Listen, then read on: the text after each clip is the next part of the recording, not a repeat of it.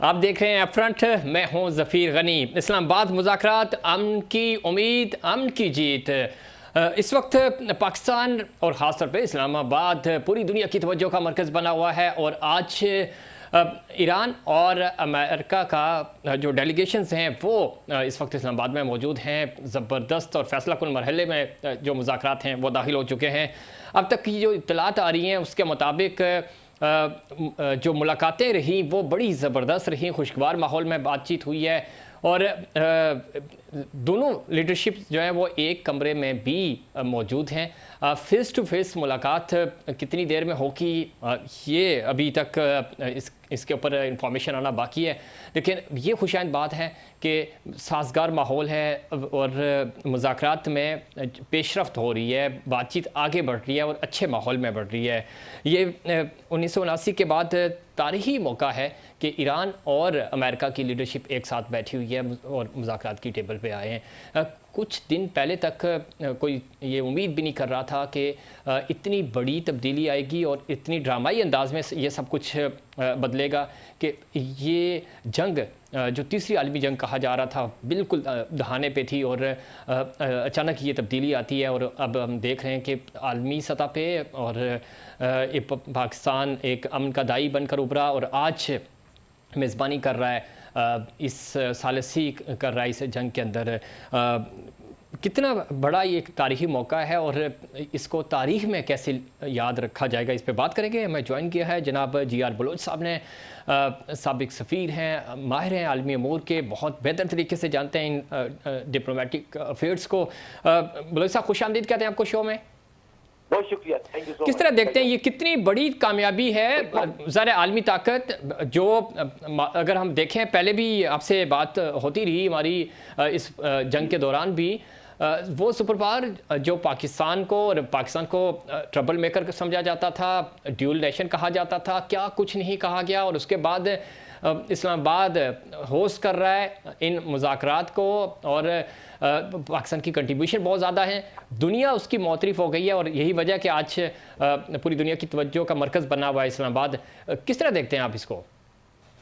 बहुत शुक्रिया। देखिए, सबसे पहले ये कि जब आप अपनी कौम की जहत दुरुस्त करते हैं, उसके अतराफ दुरुस्त करते हैं, फॉरेन पॉलिसी के, इंटरनल पॉलिसी के, डिसीजन मेकिंग के, और आप कौमी इंटरेस्ट को सब टॉप पे रखते हैं और सिंसियरिटी के साथ काम करते हैं, तो फिर कामयाबियां आपके कदम चूमती हैं। मैं इसको भी उसी पैराए में इसलिए कह रहा हूं कि जिस तरह पाकिस्तान आज अल्हम्दुलिल्लाह कहां से मार्जिनलाइजेशन के का नैरेटिव दोहराया जा रहा था, जो शुरू हुआ हमारे ईस्टर्न बॉर्डर, जो अनफॉर्चुनेटली है नीबर हमारा लेकिन राइवल जो है, और दुनिया के कैपिटल तक वो पहुंचाने में किसी हद तक कामयाब भी हो गया। और अनफॉर्चुनेटली उसको कुछ लोगों ने रीइंफोर्स भी किया अपनी नादानियों की वजह से और अपनी कोताह नजरी की वजह से। तो अब ऐसा दौर आया अल्हम्दुलिल्लाह जो कि अनबिलीवेबल है। वक्त की दुनिया में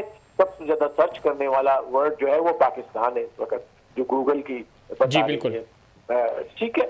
और अब जहां तक इस मीडिएशन के रोल का ताल्लुक है, तो इसको मुझे कहना पड़ रहा है कि ये 1970s में जिस तरह पाकिस्तान ने चाइना और अमेरिका को साथ मिलाया था और दुनिया की जियोपॉलिटिक्स को तब्दील कर दिया था, मैं ये समझता हूं कि इस्लामाबाद इंशाअल्लाह जो अकॉर्ड बनेगा पीस का, और जो मीटिंग आज हुई है वो भी दुनिया की जियो स्ट्रेटेजिक जनरली और इस खित्ते की इन पर्टिकुलर तब्दील हो जाएगी। आपने जिस तरह बिल्कुल दुरुस्त फरमाया, 1989 के बाद पहली दफा होगा कि American delegation, A high power delegation in front of A high power delegation of Iran, Islamic Republic of Iran आमने सामने बैठे हैं, और वो भी एक हॉट जंग के बाद। ये कैसे मुमकिन हुआ होगा, ये बात मैं आपको बता दूं, इसमें बड़ी अरब रेजी होती है। Diplomacy is not easy, especially when it involves two people who just fought war. वो अपनी जंग लड़ रहे हैं और आप कह रहे हैं कि जी हम गाजी बनेंगे और अमन लाएंगे। लोग हंस रहे थे, कुछ लोग जो खैरख्वा नहीं पाकिस्तान के, अपने लोग भी, बाहर के लोग भी, आपको पता होगा, लेकिन अल्लाह ने जी यार सब इसमें कोई शक नहीं, लोग यकीन नहीं कर रहे थे कि ये सब कुछ मुमकिन होगा। कर रहे थे सब कुछ हो रहा है। ये ये नामुमकिन बात है, लेकिन नामुमकिन मुमकिन बना दिया। और फिर जिस वक्त ये फैसला आया है कि जी सीज फायर हो गया है, वो बड़ा क्रिटिकल और तारीखी होगा, लिखा जाएगा कि कुछ घंटे ही ट्रम्प जो था वो पीछे था अपने उस डेडलाइन से जिसमें उसने कहा कि I will destroy a civilization. तो अल्हम्दुलिल्लाह पाकिस्तान एक ऐसी फोर्स उभरी जिसने सिविलाइजेशन को बचाया। ये एक सिविलाइजेशन सिर्फ ईरान की नहीं थी, ये इस्लामिक सिविलाइजेशन की बात कर रहे थे। इसलिए कि मेरी नजर में दुनिया में इस्लामिक उम्मा है, उसमें 3-4 जो कलीदी किरदार जो अदा करते हैं ममालिक, उसमें ईरान भी शामिल है। और ये ही असल में उम्मा की ताकत है।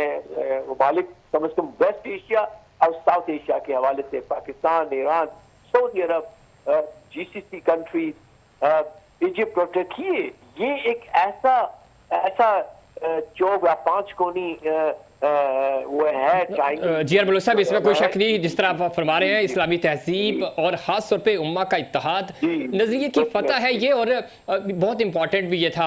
आप हमारे साथ रहिएगा, चूँकि वक्त हुआ ब्रेक के बाद आप हेडलाइंस मुलाहिजा करेंगे और उसके बाद दोबारा हम इस पर बात करेंगे ये पाकिस्तान के लिए कितना इंपॉर्टेंट था, और न सिर्फ पाकिस्तान मुस्लिम उम्मा के लिए और ईरान के लिए ये कितना इंपॉर्टेंट है, इस पर बात करेंगे। लेकिन उससे पहले कमर्शियल ब्रेक।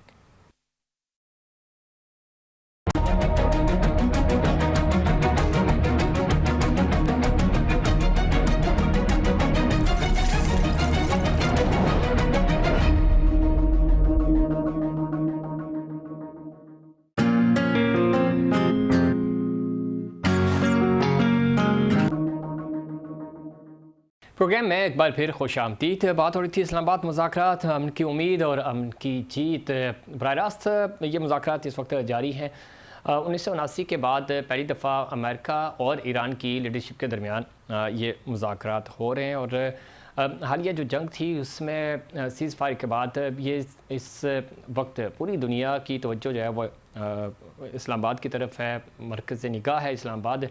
अब तक जो इतलात आ रही हैं, खुशगवार माहौल में बातचीत आगे बढ़ रही है। उसके फ़ाइनल नोट्स ज़ाहिर कुछ ही देर में आ जाएंगे, तो मामलात किस हद तक आगे बढ़े हैं ये पता चलेगा। लेकिन अब तक की जो इतलात आ रही हैं वो ये हैं कि मुज़ाकरात हो रहे हैं और दोनों लीडरशिप ईरान और अमेरिका का जो वफूद हैं वो एक कमरे में मौजूद हैं। कुछ नोट्स भी शेयर हुए हैं। माहौल बड़ा अच्छा है। इस पर मज़ीद बात करेंगे। हमें ज्वाइन किया है वीडियो लिंक के ज़रिए डॉक्टर हामिद अल मशरकी साहब ने, माहिर हैं आलमी उमूर के। डॉक्टर साहब खुशामदीद कहते हैं आपको शो में। स्वीडन से हमें ज्वाइन किया है ज़ुबैर हुसैन साहब ने, सीनियर तजियाकार हैं, सीनियर जर्नलिस्ट हैं। ज़ुबैर साहब खुशामदीद कहते हैं आपको भी। डॉक्टर साहब किस तरह देखते हैं ये कितनी बड़ी कामयाबी है सफारती सतह पे भी और आलमी सतह पे भी? मुज़ाकरात ज़ाहिर पाकिस्तान होस्ट कर रहा है और जिस तरह का मोमेंटम बना हुआ था, जंगी माहौल था, उससे निकल कर एक सफारती सतह पे और आलमी सतह पे पाकिस्तान मैन पिलर बन के सामने आया है।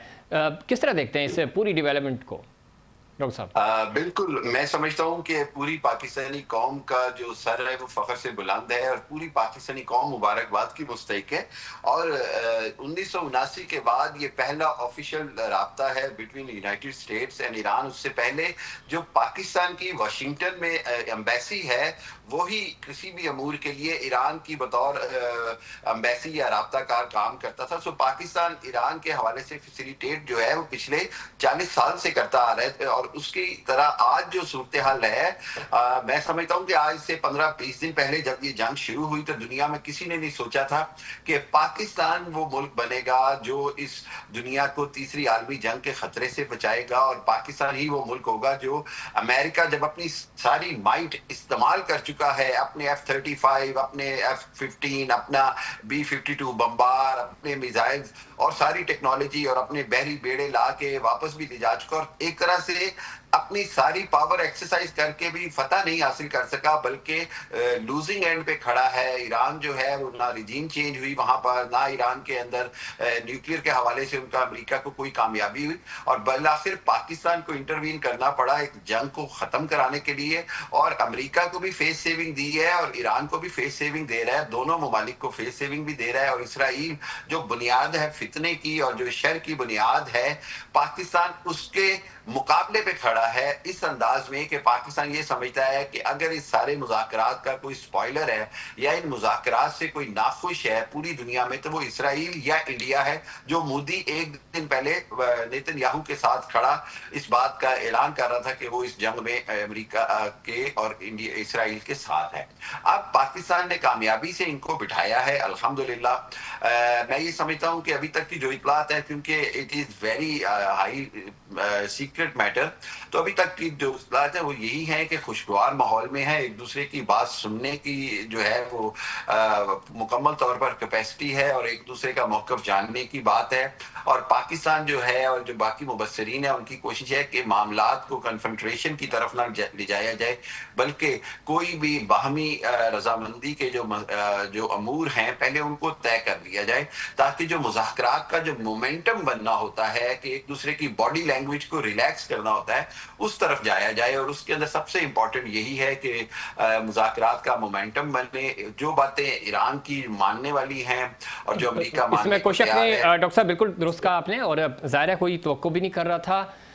फिर इटसेल्फ ये बहुत बड़ी कामयाबी है कि वो मुल्क जो ये दावा कर रहा था कि हम इस तहज़ीब को ख़त्म कर देंगे, क़यामत ढहा देंगे, नेस्तो नाबूद कर देंगे, वो टेबल पे बैठा है, बातचीत कर रहा है, तो यही बहुत बड़ी कामयाबी है। और इस कामयाबी को पूरी दुनिया अप्रिशिएट भी कर रही है और ज़रा अमन की ख्वाह है। पाकिस्तान ने कुर्बानियाँ दी। जी जी बिल्कुल। और मैं एक बात और कहूंगा जफीर साहब कि अब जो सूरत हाल है इसमें हमें किसी भी हालत में ओवरनाइट कोई रिजल्ट की उम्मीद नहीं रखनी चाहिए। कौम को भी ये पता होना चाहिए और दुनिया में प्रैक्टिस भी यही रही है कि इस तरह के मुज़ाकरात दिनों भी चलते हैं, हफ्तों भी चल सकते हैं। सबसे अहम बात यह है कि मुज़ाकरात में कोई ऐसा पॉइंट नहीं आना चाहिए जिससे दोबारा इख्तिलाफ या मुज़ाकरात के मुनक़ता होने की सूरत हो। जब तक मुज़ाकरात इसमें डॉक्टर साहब इसमें कोई शक नहीं, जो आप जिस चीज़ की निशानदेही कर रहे हैं, और ज़ाहिर बड़ी एक जिम्मेदाराना पॉलिसी इख्तियार की है खुद हुकूमत पाकिस्तान ने भी और हमारी फॉरेन ऑफिस ने भी। सो अब तक की जो चीज़ें हैं बड़ी बेहतर हैं, और अगेन ज़ाहिर चीज़ें डिस्कस हो रही हैं, फेस टू फेस अभी मुलाकातें होंगी। सो पहला फेज़ है ये, और इस फेज़ को के बाद ज़ाहिर है ये में भी 5-7-10 दिन मजीद लगे हैं, सेकंड राउंड, थर्ड राउंड, तो बट अच्छी और खुशहाल बात यह है कि चीज़ें बेहतरी की तरफ जा रही हैं। अब मैं वापस आऊँगा डॉक्टर साहब आपकी तरफ, ज़ुबैर हुसैन साहब को भी शामिल करते हैं। ज़ुबैर साहब किस तरह देखते हैं इंटरनेशनल मीडिया, ज़ाहिर जो यहाँ तक इतलात आ रही हैं, और ख़ुद चूँकि इस्लामाबाद में इस वक्त कन्वेंशन सेंटर में इंटरनेशनल मीडिया मौजूद है, वो कवर कर रहा है। मैं कुछ इंटरनेशनल जो जर्नलिस्ट आए हुए हैं उनके ट्वीट्स भी देख रहा था, वो बहुत खुश भी दिखाई दे रहे हैं इस्लामाबाद को। ज़ाहिर इससे पहले जो पोर्ट्रे किया जा रहा था पाकिस्तान के बारे में, हम ट्रबल मेकर हैं, बहुत कुछ हमारे बारे में कहा गया, कुर्बानियाँ हमने दी। आप किस तरह देख रहे हैं इंटरनेशनल अरीना में इस कामयाबी को, और इस्लामाबाद को किस नज़र से देखा जा रहा है? ये यकीनी तौर पे पाकिस्तान के लिए एक बहुत बड़ी सिफारती जीत है कि आज दुनिया भर के अखबारात, खुसूसन अगर आप यूरोप की बात करें, क्योंकि हम यूरोप में मौजूद हैं, तो यहाँ पर जो अखबारात हैं वो पाकिस्तान को स्टेट ऑफ सोल्यूशन के नाम से अपने अखबारात की हेडलाइन में शो कर रहा है। आज वो ममालिक जो पाकिस्तान को मसाइल का या दहशतगर्दी का गढ़ बना रहे थे सोशल मीडिया या मीडिया के ऊपर, आज उन ममालिक के अंदर पाकिस्तान जो है वो मशरिक का वियाना के तौर पर सामने आ रहा है। यानी कि कुछ अखबार ये लिख रहे हैं कि पाकिस्तान जो है वो जिनेवा और वियना की हैसियत जो है वो इस वक्त रख रहा है, क्योंकि दुनिया के सबसे खतरनाक तरीन जो हरीफ थे, जो आलमी जंग की तरफ जा रहे थे, और ये भी था कि खतरात के एटमी जंग तक भी ये बात पहुंच सकती है, तो उन दो हरीफों को टेबल पे लाना, बैटलफील्ड से उठा के आप उनको बोर्ड रूम तक लेके आए, ये हमारे लिए एक बहुत बड़ी सिफारती जीत। और दुनिया भर में पाकिस्तान की पोजीशन जो है वो 70 की दाई के जो हमारी पोजीशन थी उस पर आ गई थी। 1970 की अगर आप बात करें तो 1970 में पाकिस्तान इसी तरीके से अमेरिका और चाइना को जो है वो टेबल पे लाके बिठाया था, और पाकिस्तान और अमेरिका और चाइना की जो है वो मसाइल जो थे उनको हल किया था। तो आज अब हम जो है वो उसी पोजीशन में खड़े हैं, और दुनिया के अंदर पाकिस्तान की एक ऐसी जो है वो आप समझे कि मस्बत चेहरा जो है वो उजागर हुआ है कि शायद उसके लिए हमें सदियां लगती, लेकिन ये हमारी बड़ी अच्छी सिफारती कामयाबी है कि आज अमरीकी वफ्द जो है, खासतौर पर अगर हम जेडी वेंस की बात करें तो वो पाकिस्तान की सरजमीन पर मौजूद है, ये इस बात की अलामत है। मुख्तलिफ अखबार यूरोप में लिखते हैं कि ऐसा लगता है कि अमन का जो रोड है वो वाशिंगटन से नहीं बल्कि पाकिस्तान के इस्लामाबाद से होकर गुजर रहा है। तो ये यकीनी तौर पर हमारा सर फख्र से बुलंद होने वाली बात है और ये यकीनी तौर पर पाकिस्तान को बहुत आगे लेके जाएगा। और हम ये देखते हैं कि आने वाले वक्तों में ये अगर 10 से 15 पॉइंट हैं, अगर उन पर बात ना भी बने तो तकरीबन 3 पॉइंटों पर मरकूज होकर इस सारे मामलात को वाइंड अप कर दिया जाएगा और यकीनी तौर पर जो है वो पाकिस्तान के अंदर एक आलमी इक्तिसादी हब बनेगा। क्योंकि यहाँ पर 3 पॉइंट एजेंडे की बात हो रही है जो कि खासतौर पर अहम है। सबसे पहले जो है वो यूरेनियम की आफजूदगी का मसला है, दूसरा आबना हरमस का है और तीसरा अमरीकी अड्डों का मामला है। अगर आप आबना हरमस की बात करें तो पाकिस्तान इस वक्त आबना हरमस के लिए अगर आप समझे तो पाकिस्तान आबना हरमस के लिए एक ऐसा सोल्यूशन है कि दुनिया उसको ये कह रही है कि आबना हरमस जो है वो आलमी इक्तिसादी शेरग है और पाकिस्तान एक ऐसा मुआलिज बन के उभरा है कि जो इस आलमी शेरग की बीमारी को खत्म कर रहा है। दूसरी जानिब अगर बात करें कि यहाँ के जो हवाई अड्डे जो अमरीकी अड्डे हैं, अमरीकी अड्डों का जो मामला है उसमें ईरान जो है वो बहुत ही पुख्तगी और हकीकत पसंदी पर बात कर रहा है। ईरान जो है वो ये कह रहा है कि हम यकीनी तौर पर तमाम तर अड्डों का यहाँ पर खात्मा तो नहीं कर सकते, लेकिन प्रॉक्सी वार के एवज हम ये कर सकते हैं कि हम अपनी प्रॉक्सी वार रोकते हैं और अमरीकी अड्डे जो है वो अपनी सरगर्मियों को महदूद कर दें। तीसरा जो सबसे बड़ा और कामयाब जो है वो मसला जो यहाँ पर है वो यही है कि अमरीकी अड्डों को किस तरीके से उनकी अहमियत को कम किया जाए। तो उनकी अहमियत को कम करने के लिए पाकिस्तान के पास एक ऐसा सोल्यूशन है कि पाकिस्तान के ग्वादर पोर्ट और चाबार को अगर बिजनेस हब बना दिया जाए तो अमरीकी अड्डों की जो अहमियत है वो खुद ही खत्म हो जाएगी। तो ये एक बड़ी खुशगवार चीजें जो है वो इस मीटिंग से सामने आ रही है। जिस तरह आप कह रहे हैं ज़ाहिर है इसमें पाकिस्तान के लिए एक बड़ी अपॉर्चुनिटी भी है और खुद ईरान के लिए भी। हम किया है जनाब साहब ने, सीनियर तजियाकार हैं। मेरे साहब खुश आमदीद कहते हैं आपको शो में। जी जफीर गनी साहब बहुत बहुत शुक्रिया। किस तरह देखते हैं गुफ्तगू आप सुन रहे थे, ज़रा इस्लामाबाद इस वक्त मरकज़ बना हुआ है मुज़ाकरात का, डायलॉग का, इस्लामाबाद टॉक्स है वो ट्रेंड कर रहा है पूरी दुनिया में इस वक्त।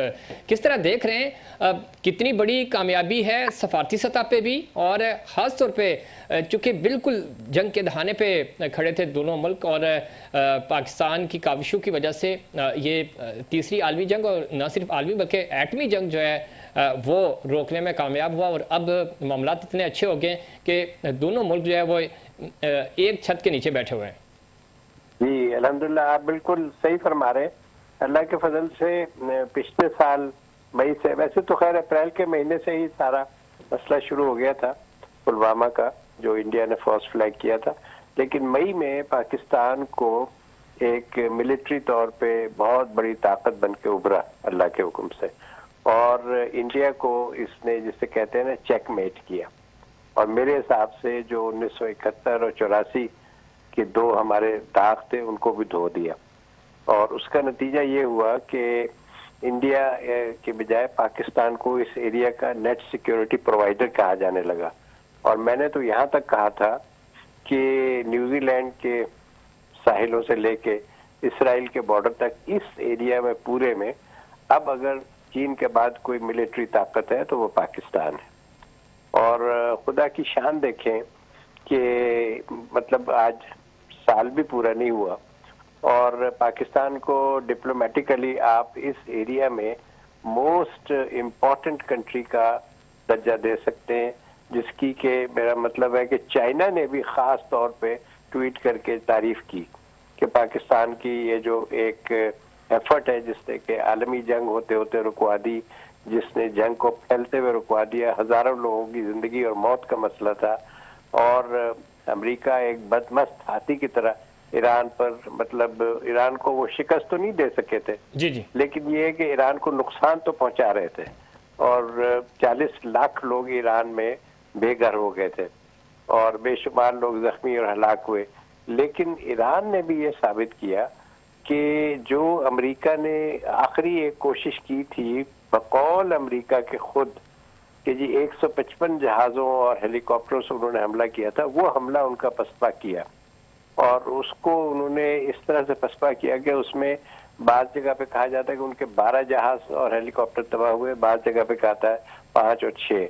तो इर्रिस्पेक्टिव जो असल बात है कि अमेरिका का ये हमला जो था ये कतअन इसलिए नहीं था कि जी एक पायलट को उन्होंने बचाना था। ये हमला जो था ये एक फुल फ्लेज ईरान के ऊपर उन्होंने बूट्स ऑन ग्राउंड की एक्सरसाइज की जो फेल हो गई, और उसके बाद अब उनके पास कोई चारा नहीं था कि वो फिर दोबारा कारपेट बॉम्बिंग शुरू करें, क्योंकि उनको ये जुर्रत नहीं थी कि वो खारज आइलैंड के ऊपर अपने ट्रूप्स उतार सकें। और आज आप देखें जो लेटेस्ट डेवलपमेंट हुई है कि अमेरिका का एक डिस्ट्रॉयर जो है वो बढ़ रहा था ये मतलब हरमुज स्ट्रेट्स की तरफ, और ईरान ने उसको वार्निंग दी और उसने रास्ता बदल लिया। तो ये जो सारी यहाँ पर एक जैसे कह रहे नई डायनेमिक्स आ गई हैं, इसको अगर पाकिस्तान लीड कर रहा है और ईरान में पाकिस्तान के लिए तराने बनाए जा रहे हैं और ईरान की सड़कों पर पाकिस्तान जिंदाबाद के नारे लग रहे हैं, तो ये जो अल्लाह ने पाकिस्तान को इज्जत दी है, ये मैं समझता हूँ कि एक यूनिक बात है जिसकी जितना भी बिल्कुल ठीक कह रहे हैं नेट साहब, इसमें कोई शक नहीं। ज़ाहिर है ये बहुत बड़ी बात है और पाकिस्तान के लिए एजाज़ की बात है। डॉक्टर साहब अगर हम देखें इन मुज़ाकरात में, ज़ाहिर है जिस तरह स्टार्ट में आपने भी बात की और हम भी आज पूरा दिन इसके ऊपर बात करते रहे कि बड़ा टॉप सीक्रेट है और इन मुज़ाकरात को आपने बचा के भी रखना है, चूँकि इंटरनेशनली अगर हम देखें तो फेक न्यूज़ फ्लोट हो रही हैं इस वक्त डिजिटल के ऊपर, और उसका इम्पैक्ट ज़ाहिर है मुज़ाकरात पे आता है, गैर यकीनी की सूरत हाल पैदा होती है। लेकिन एक चीज़ जो इसमें है, अब तक तो ज़ाहिर है खुशगवार माहौल में बातचीत चल रही है, मुश्तरका एलामिया जब जारी होगा तो हमें पता चलेगा कि कौन से वो नुकात हैं जो डिस्कस हुए हैं, किन के ऊपर इत्तेफाक हो गया और किन के ऊपर मज़ीद ज़्यादा इस लीडरशिप ने वापस जाकर अपने अपने मुल्क में टॉप लीडरशिप से मुशावरत करनी है, सेकंड थर्ड राउंड सुने। सो अब तक आपको क्या लगता है, एक चीज़ जो ज़्यादा ईरान जिसके ऊपर जोर दे रहा है वो है ज़मानत। सालिसी का किरदार पाकिस्तान अदा कर रहा है, ज़मानत क्या चीन इस हद तक नौबत आएगी? चूँकि जो तहफ़्फ़ुज़ात हैं ईरान के वो ये हैं कि यकीन कैसे करें हम कि दोबारा कोई जंगी माहौल नहीं बनेगा। सो उसके लिए क्या आपको लगता है कि चीन की मदद लेनी पड़ेगी? देखें, मेरा ख्याल ये है कि ज़मानत के हवाले से चीन भी मदद देगा, ज़मानत के हवाले से खित्ते के और ममालिक भी होंगे, और शायद कुछ बात हो रही है कि वक्त पड़ने पर फ्रांस या किसी और मुल्क को भी शामिल किया जाए ज़मानत के हवाले से, यूरोपियन किसी कंट्री को भी। लेकिन बात यह कि मामलात का अगर जमानत तक आ गए तो फिर तो समझे इंशाल्लाह सब कुछ ठीक हो गया। अभी तो जमानत तो उस वक्त दी जाती है ना जब मामलात तय हो जाए, शराइत तय हो जाए और एक TORs जो हैं वो तय हो जाए। अभी जो मुज़ाकरात हैं अभी वो ऐसी स्टेज पे है कि यहाँ पर सबसे अहम बात ही ये है कि एग्रीमेंट हो, कोई एग्रीमेंट की शक्ल निकल आए। मैं ये समझता हूँ कि अभी जो है किसी भी ज्यादा चीज की तफसील नहीं दी जाएगी, बल्कि बड़ी एक क्या एम्बिग्विटी सी रखी जाएगी उसके अंदर, और ताकि ये कि कोई भी चीज कल को चेंज होती है तो ये ना आए कि कोई भी फरीक अपनी बात से फिर गया या कोई चीज एग्री हुई और बाद में वो डिसएग्रीमेंट में चली गई। सो ये नहीं होगा कि स्टेजेस में होके जी आज इतना एग्री हो गया है। कोशिश होगी इनकी कि मुआहदे को जब तक फाइनल शक्ल ना दी जाए, एग्रीमेंट्स और डिसएग्रीमेंट्स को जो है वो डिस्क्लोज नहीं किया जाए। लेकिन सबसे अहम बात यह है कि सीज फायर मेंटेन रहना चाहिए, चाहे वो मुज़ाकरात होते हैं फिर वापस अमेरिका जाते हैं, ये वापस ईरान जाते हैं, फिर 4 दिन बाद आते हैं, 10 दिन बाद आते हैं। हो सकता है ये मुज़ाकरात हफ्तों चले, 4-6 हफ्ते चले, 8 हफ्ते चले, लेकिन सबसे बड़ी बात यह है कि वो जो सीज फायर है वो मेंटेन रहना बड़ा जरूरी है। और जब सीज फायर मेंटेन होगा तो खुद ब खुद वो जो इतनी हीट है, वो जो इतना वो मामला खुद ब खुद जो हीट जो है वो कम होनी शुरू होगी और मामला जो हैं वो बेहतरी की तरफ चलेंगे। और मैं ये समझता हूँ कि पाकिस्तान ने अभी तक बहुत अच्छे अंदाज से पूरे मामले को हैंडल किया है, अभी तक बहुत अच्छे तरीके से हम इसको चला रहे हैं, तो इंशाल्लाह बहुत बेहतर होगा अल्लाह ने चाहा तो। ये बात बिल्कुल आपकी ठीक है कि इसको इसी तरह हैंडल करना होगा। और ज़ाहिर है एक लंबी जंग है मुज़ाकरात की भी, तो ज़ाहिर है इसकी इंगेजमेंट्स भी उसी तरह होंगी। अगले राउंड में आपको लगता है कि जिस तरह आपने इशारा दिया कि किसी थर्ड कंट्री को भी शामिल किया जा सकता है, और ज़ाहिर है आहिस्ता आहिस्ता चीज़ें टेबल होंगी तो पता चलेगा, ये तो कबल इस वक्त ही होगा। लेकिन अगला राउंड किसी दूसरी जगह भी हो सकता है कि या अगेन वापस इस्लामाबाद का ही रुख किया जाएगा? कोशिश यही होगी कि अगला राउंड भी इधर ही हो सकता है कोई बहुत बड़ी फाइनल ब्रेक थ्रू हो तो शायद किसी और दारुल हुकूमत में बात हो, लेकिन अभी पाकिस्तान की कोशिश होगी कि यहीं पर फाइनल हो और यहीं पर ब्रेक थ्रू हो, और एक बार जब सब कुछ तय हो जाए तो फिर उसके बाद वो कहीं भी जा सकता है। ठीक है, ज़ुबैर साहब, आप किस तरह देखते हैं? एक तो ये कि हमने देखा कि आज जो मुज़ाकरात के हवाले से खबरें आ रही थी, उसमें फेक न्यूज़ का जो एलिमेंट है वो ज़ाहिर है हमने पहले भी देखा और आज भी इस तरह का। और रॉयटर्स जैसे इदारे ने खबर दी कि जो ईरान के मुंजमद असासे हैं उसके ऊपर अमेरिका रजामंद हो गया, लेकिन अमेरिका की तरफ से फिर इस चीज़ की तरदीद आती है। फेक न्यूज़ फ्लोट हो रही हैं बहुत ज़्यादा। ख़ुद भारत इसके ऊपर ज़ाहिर है भारत से तो ये कामयाबी हज़म नहीं हो रही, वो डे फर्स्ट से हमारे खिलाफ प्रोपेगेंडा करते हैं। इस चीज़ को कैसे रोका जा सकता है और इस चीज़ से कैसे बचा जा सकता है? और अब तक अल्हम्दुलिल्लाह पाकिस्तान जो की जो पॉलिसी है, डिले टैक्टिस है, यहाँ मुज़ाकरात सुबह से ही शुरू हो गए, लेकिन उसके बावजूद किसी भी तरह की कोई खबर लीक नहीं की गई, चूँकि जब तक ये सेंसिटिविटी बहुत ज़्यादा है इस मामले की। सो जब तक कंक्रीट किसी रिजल्ट पे नहीं पहुंचा जा सकता उससे पहले कोई खबर नहीं आ रही। लेकिन इंटरनेशनली अगर हम देखें तो एक प्रेशर बिल्ड करने की कोशिश की जा रही है। तो आप किस तरह देखते हैं इसका कितना इम्पैक्ट आ रहा है और इंटरनेशनली इस चीज़ को कैसे देखा जा रहा है? देखिए, फेक न्यूज़ आज जहां पर सोशल मीडिया पे फेक न्यूज़ गर्दिश करती हैं, वहां पर मुस्तनद खबरों को भी जो है वो हम कैप्चर करते हैं और हम मिनटों या सेकंडों में ही पता कर सकते हैं कि आया ये फेक न्यूज़ थी या नहीं। इसी तरीके से अगर हम बात करें माजी में, मैं यहाँ पर आपका ध्यान ले जाऊंगा 1962 में जब क्यूबा जो है वो मिसाइल का मसला हुआ, जब सोवियत यूनियन और अमेरिका जो है वो आपस में एटमी जंग के हवाले से आमने सामने थे, उस वक्त भी जो है वो सोशल मीडिया का वजूद तो नहीं था, लेकिन उस जमाने में जब फेक न्यूज़ आती थी तो उनको कंफर्म करना काफ़ी मुश्किल होता था। यानी कि अखबारात अगर वो छप जाते थे या फिर जो है कोई टीवी चैनल होता था तो उसकी तरदीद आते आते भी उसको टाइम लगता था, लेकिन वो लोगों का ज़हन बन चुका होता था। इन चीज़ों से बचने के लिए तमाम बड़े बड़े हरीफ ये करते हैं कि एक साइलेंट एग्रीमेंट रखते हैं। तो ये साइलेंट एग्रीमेंट है, यहाँ पर जो भी नुकात डिस्कस होंगे वो खुल के मीडिया पर नहीं आएंगे कि ऐसी प्रेस कॉन्फ्रेंस हो के दोनों वफूद जो है वो कहीं पर खड़े होकर आपको अपने पॉइंट्स या अपने जो अपने तहफुजात हैं उसके बारे में ब्रीफ देंगे। ये बिल्कुल इसी तरीके से होगा जिस तरह हमारे जो पार्टिसिपेंट ने बताया कि जब ये अपने अपने मुल्कों में जाएंगे तो अपनी अपनी क़यादतों को जो है ये पॉइंट दिखाएंगे, ना कि ये मीडिया पर या सोशल मीडिया पर डिस्कस होंगे। तो ये खबरों का बाजार गर्म रहेगा, लेकिन सोशल मीडिया जहां पर हमें गलत खबरों या फेक खबरों का बाजार सरगर्म करता दिखाई देता है, वहां पर हमारे पास ऐसे मुस्तनद जराए हैं कि आज इंटरनेट पर जाकर हम किसी अच्छे मीडिया हाउस की खबरों को जो है वो मुस्तनद मानकर उन तमाम फेक न्यूज़ का जो है वो हम मलियामेट करते हैं। तो ये एक आसान तरीका है आज के दौर में कि इंटरनेट की सहूलत की वजह से हम मुख्तलिफ रिसोर्सेज से जो है वो खबर की तस्दीक करते हैं और उन फेक न्यूज़ों को जो है वो हम हमेशा के लिए उसका खात्मा कर देते हैं। तो मेरा ख्याल है कि यहाँ पर भी ऐसे ही होगा कि एक साइलेंट एग्रीमेंट होगा और उस साइलेंट एग्रीमेंट के तहत हो सकता है कि अमेरिका जो है वो बाद में आके कहे कि हमारी ये जीत है, लेकिन वो दरअसल जीत जो है वो यहाँ पर देखी जा रही है ईरान की। ईरान ने ये साबित कर दिया कि उसके अंदर आज इतनी पावर है, उसके पास आपकी जो इनकी मिसाइल टेक्नोलॉजी है या उनकी जो ड्रोन टेक्नोलॉजी है, उन्होंने अमेरिका और इसराइल जैसी बड़ी ताकतों को घुटने टेकने पर मजबूर कर दिया। और यही वजह है कि आज जेडी वेंस जो अमेरिकी नायब सदर हैं वो आज पाकिस्तान के दारुल हुकूमत इस्लामाबाद में मौजूद हैं। तो ये हम नहीं कह सकते कि किसी एक तरफ झुकाव है या कोई एक हरीफ जो है वो कमजोर है या दूसरा मजबूत है। जब तक ये दोनों हरीफ मजबूत नहीं थे तब तक प्लेटफॉर्म पे आना मुश्किल था। तो मेरे ख्याल में फेक न्यूज़ जो है इस मामले को खराब नहीं कर सकती। और ये जो स्पॉयलर्स हैं तो इसमें ज़ुबैर साहब आप इसको किस तरह देखते हैं, खासतौर पर जब हम जेडी वेंस की बात कर रहे हैं? ये जंग के हामी नहीं थे डे फर्स्ट से, फिर मुज़ाकरात को भी ये लीड कर रहे हैं। सो यूरोप में कैसे देखा जा रहा है इनको और इन मुज़ाकरात हैं उनको सबोताज किया जा सके?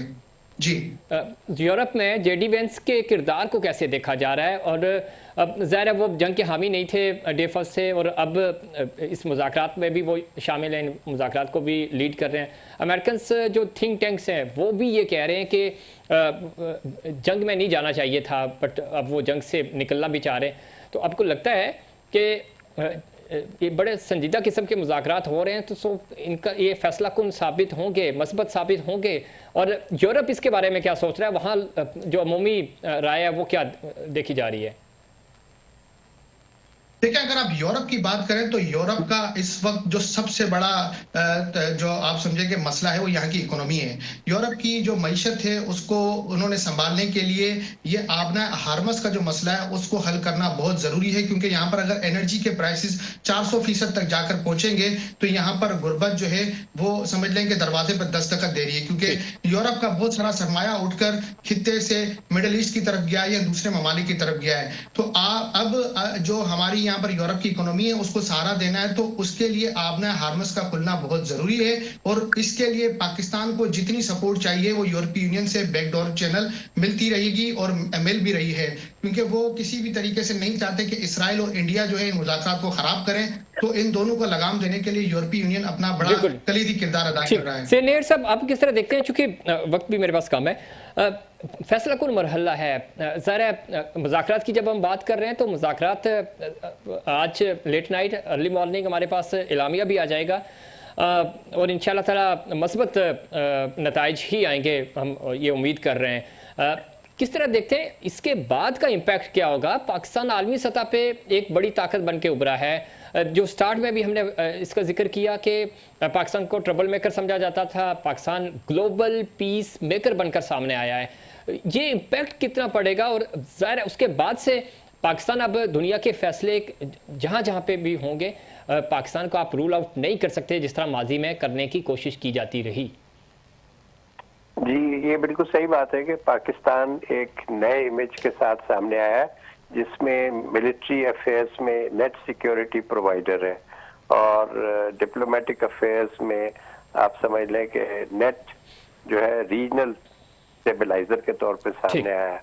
तो इस एरिया में मैं अगर ज्यादा दूर ना भी जाऊं तो आप ये देखें कि we are the strongest nation on both accounts, diplomacy and military. ठीक, तो पाकिस्तान का जो प्रोफाइल है और जो कद काट है उसके मुताबिक ही इस जंग के बाद पाकिस्तान को इंशाल्लाह हिस्सा बकदर जुस्सा मिलेगा। और पाकिस्तान के पास अब लोग खुद आएंगे कि जी, ईरान ने तो आपको पता है डे 1 से कहा है, जब सितंबर में आपका SDMA हुआ है इसके साथ सऊदी अरब के साथ, वो तो कह रहा था कि आप हमें भी शामिल करें।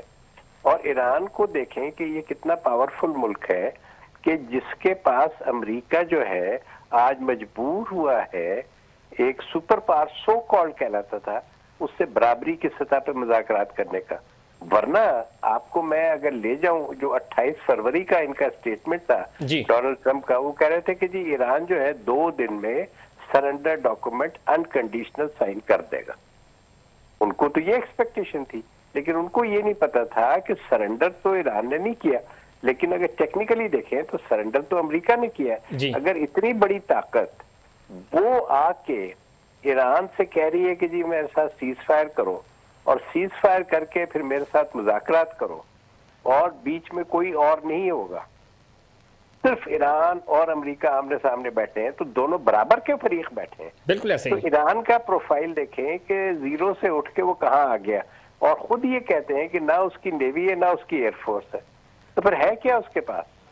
देखे ना, ग्राउंड आर्मी जो है ईरान की, उसके साथ तो इनका कोई अभी इशू था ही नहीं, ना इन्होंने खाज पे को हमला किया ना कुछ लेना। एक इन्होंने ट्राई की बूट्स ऑन ग्राउंड की, वो मैंने पहले डिटेल बता दी। तो कहने का मकसद ये है कि ईरान का आपके साथ जो गुडविल जनरेट हुई है ना, इसको आप 1 करोड़ से मल्टीप्लाई कर दे दोनों की ताकत को। और अब आप ये देखें कि ईरान और पाकिस्तान एक बहुत ही मुस्तहकम, जिसे कहते हैं जैसे हमारे टर्की के साथ क्लोज रिलेशनशिप है, वही आप समझे अब ईरान के साथ हो गए या सऊदी अरब के साथ है। तो इस चीज को देखते हुए ईरान पाकिस्तान, इसमें कोई शक नहीं, चूंकि वक्त कम है, मैं दोनों मेहमानों से मुख्तसर एक पॉइंट लूंगा कि जरा एक गेम चेंज हो गया है, वो टेबल टर्न हो गई है जिसको हम कहते हैं। पाकिस्तान जहां दिफाई पोजीशन में होता था, पाकिस्तान अब लीडिंग पोजीशन में है। दुनिया के अमन की बहाली के लिए हमारी ज़ाहिर बहुत बड़ी काविशें हैं, हम कुर्बानियाँ दी हैं। नेयर साहब, इस पर क्विकली आप रिस्पॉन्ड कर दें कि अब ज़ाहिर है जो खित्ते के मेन प्लेयर्स हैं, चीन के बाद पाकिस्तान का नाम है, सो भारत इस पूरे मामले में इररेलेवेंट हो गया है। तो इस ब्लॉक को आप किस तरह देखते हैं कि अगर नया ब्लॉक जो बनेगा जिसमें ईरान है, चाइना है, रशिया है, इस रीजन की जो डेवलपमेंट की बात करते हैं तो इसमें भारत का किरदार तो माइनस हो गया। भारत तो नेतन्याहू के साथ उस वक्त खड़ा था जब वो अगले दिन यहाँ पे ईरान पे उसने चढ़ाई कर दी और रात को जो है वो वहाँ पे डिनर कर रहे थे वो। देखें, आपका सवाल बहुत इंटरेस्टिंग है। इंडिया के बारे में मैं सिर्फ एक लफ्ज कहूंगा, India has missed the bus जी। और पाकिस्तान का आप ये देखें कि मैंने 2-3 दिन पहले लिखा है 5 सिक्योरिटी काउंसिल के मेंबर के प्रेसिडेंट्स को, पुतिन को लिखा है, शी जिनपिंग को, डोनाल्ड ट्रंप को, फ्रेंच प्रेसिडेंट को और ब्रिटिश प्राइम मिनिस्टर को, इनको मैंने लिखा है कि जनाब अब यहाँ पर पाकिस्तान को आप फौरी तौर पे इस चीज का इंतजाम करें कि सिक्योरिटी काउंसिल का 6ठा मेंबर बनाया जाए। एक, आपको पता है कि एक जमाने में ताइवान भी सिक्योरिटी का मेंबर है। बिल्कुल नेट साहब, बिल्कुल ठीक कह रहे हैं। क्विकली सवाल यही है जुबैर साहब, आप इस पे रिस्पॉन्ड कर दें। इंडिया रोल आउट हो गया इस पूरे। भारत ने जो है वो अपना जो स्टेटस खोया उसकी सबसे बड़ी वजह थी कि वो 3 कश्तियों में सवार रहा। एक तरफ तो वाशिंगटन के साथ अपनी दोस्ताना ताल्लुकात बढ़ा रहा था, दूसरी जानिब वो ब्रिक्स में जाकर अमेरिका के मुखालिफ खड़ा हुआ। एक तरफ वो रशिया से जो है वो सस्ते तेल के मुआहदे कर रहा था, दूसरी तरफ जो है वो चाइना के साथ जो है अपनी सरहदों को बचाने के लिए उसके साथ भी उसने अपने ताल्लुकात जो है उसको ये समझे कि आप वो इस वक्त 3 कश्तियों में सवार था और चौथी कश्ती के अंदर सवार होने गया इसराइल में, जिसने इसको नुकसान पहुंचाया कि वो ईरान के साथ मुज़ाकरात की पोजीशन में नहीं रहा और अब भारत जो है वो खित्ते से मुकम्मल माइनस हो चुका है। ये जो विश्व गुरु की बात थी वो विश्व गुरु अब जो है आप ये समझें कि अखंड भारत से खत्म भारत का जो सफर था वो पूरा हो चुका। बहुत अच्छी बात की, अखंड भारत से ख़त्म भारत तक का सफ़र मुकम्मल हुआ, इसमें कोई शक नहीं। और अगर भारत को आगे बढ़ना है तो पाकिस्तान के साथ चलना होगा और पाकिस्तान के पीछे चलना होगा। बहुत शुक्रिया आप तीनों मेहमानों का। नाज़रीन, ये था हमारा आज का प्रोग्राम। उम्मीद करता हूँ दीगर प्रोग्राम्स की तरह आज का प्रोग्राम भी आपको पसंद आएगा। मुझे और अपफ्रंट की पूरी टीम को दीजिए इजाज़त। अल्लाह निगहबान।